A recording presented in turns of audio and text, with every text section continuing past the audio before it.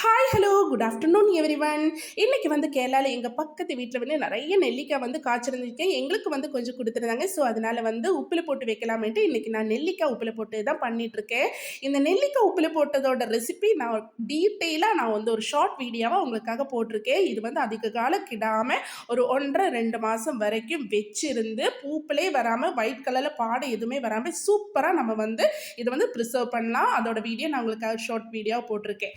அதுக்கப்புறமா மத்தியான சாப்பாட்டுக்கு வந்து நல்ல ஒரு சம்மந்தி அரைச்சிருப்பீங்க. ரொம்ப டேஸ்ட்டாக இருக்கும். செம்மீன் பொடி சம்மந்தி. அதோட ரெசிபி நான் அடுத்த வீடியோவில் உங்களுக்காக போஸ்ட் பண்ணுறேன். உங்களுக்கு எல்லாருக்கும் கேரளா ஃபுட்டு கேரளாவும் என்னோட வீடியோ பிடிச்சிருந்தா கண்டிப்பாக என்னோட சேனலை சப்ஸ்கிரைப் பண்ணி லைக் பண்ணி ஷேர் பண்ணி சப்போர்ட் பண்ணுங்க. உங்களுக்கு கண்டிப்பாக என்னோட சேனலில் யூஸ்ஃபுல்லாக தான் இருக்கும்.